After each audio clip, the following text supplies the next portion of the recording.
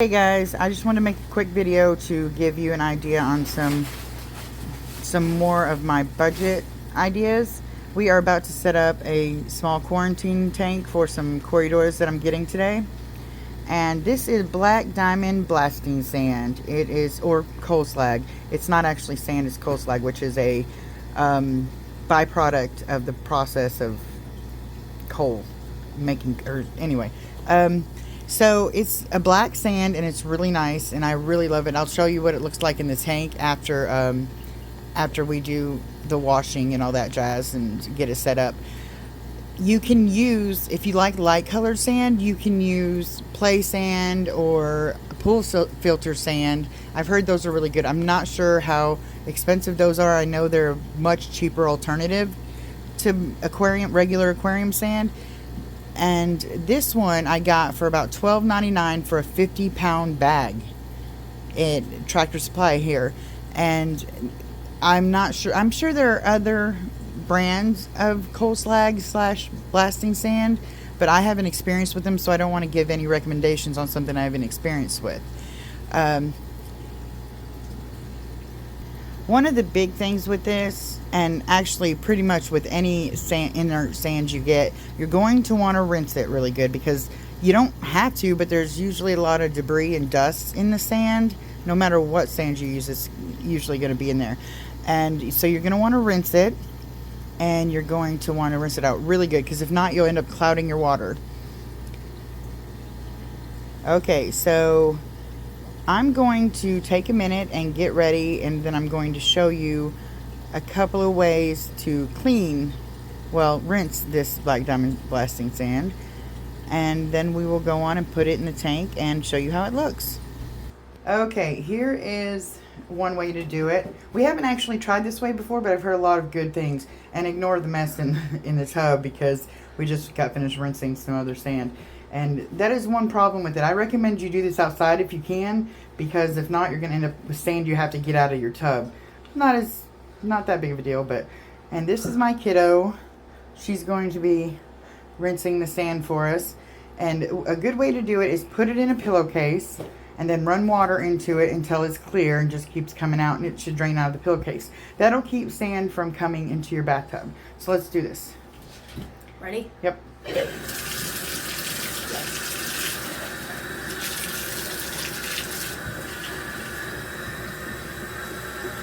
Lift it up. And you're just going to let it run through and just kind of, run through it. And rub it around and massage it around like she said. And as you'll see, it'll get the water dirty and murky.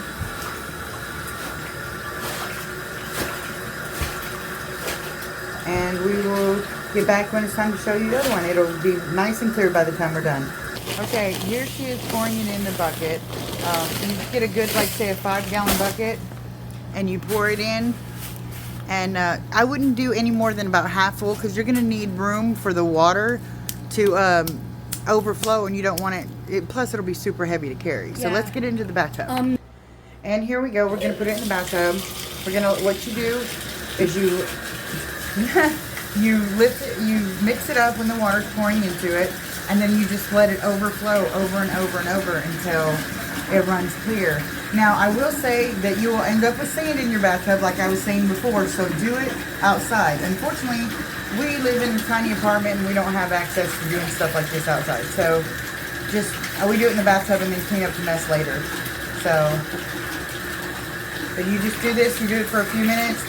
This usually doesn't take super long to clear out, and even if it does take a little while and you don't finish rinsing it, it's usually by then good enough to put in the tank and it'll settle fairly quickly. And you just mix it around. And we sometimes only put it in about a third of the way, because she does most of the carrying, so it makes it easier for her to carry the wet sand that way. So, alright, this is it, and you just keep it overfilling and let it overfill and overfill, and mixing it around and stuff until it's done. So, I just let it fill. Okay, and here we go. We just let it fill. And as you watch, it'll overfill. And it helps if you lean the bucket a little bit. Yeah. So that way it can pour out one side and not all over it. And you can keep it. Ooh, be careful. you can keep control of it better. I would usually, normally if we're doing this outside or something, you can just stick something under the edge of the bucket and it'll hold it kind of tilted. So you just keep doing this, rinsing around occasionally, but mostly just let it overflow into the bathtub, or preferably outside. And as you can see, it's already starting to become a little clearer in some areas, and we're getting that out. And we will, just a minute, we will set up the tank, unless I find something else to tell you.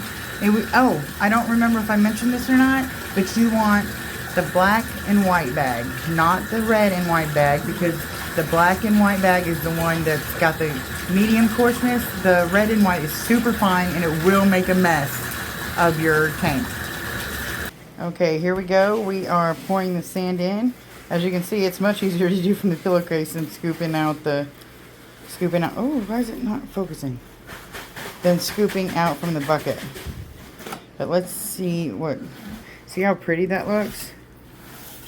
And don't worry guys, this is going to be a little bare, but that's just because this is a quarantine tank.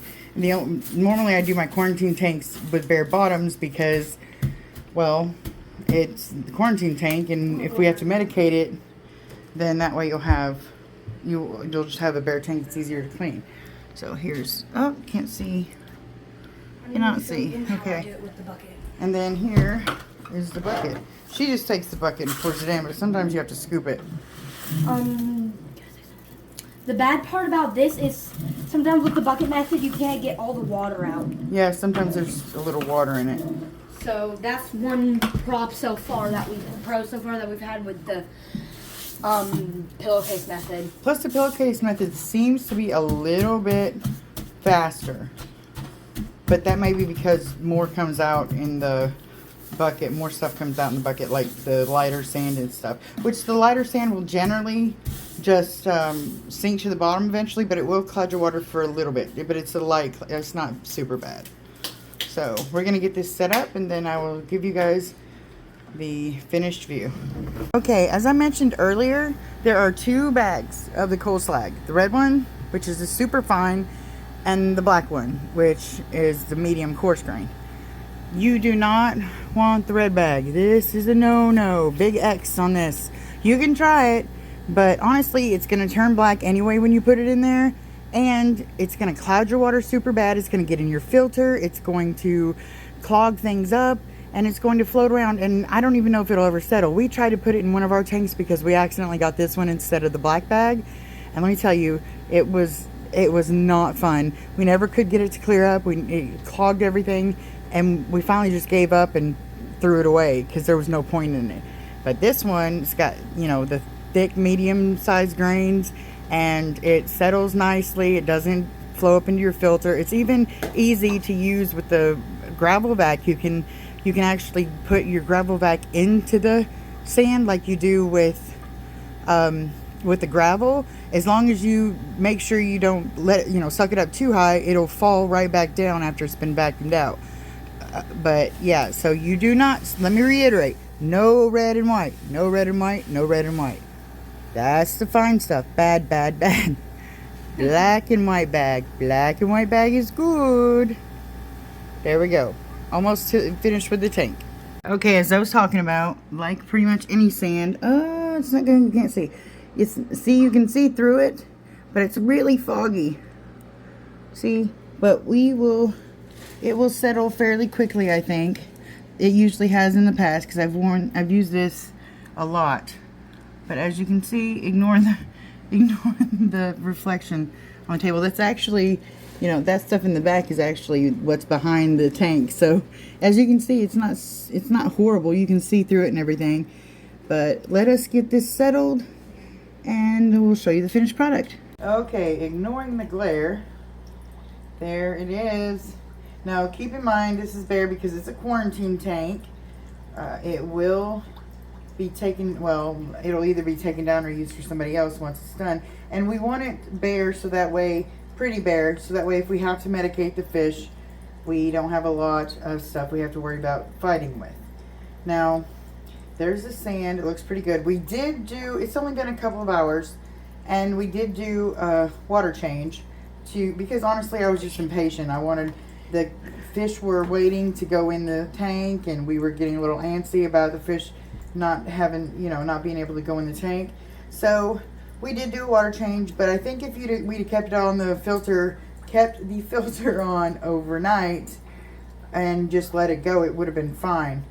But we didn't have that kind of time with putting aquariums in. So we did a water change and got it out there. As you can see, it's pretty clear now. It's a little foggy. A lot of that is bubbles on the glass from, from filling it up just now.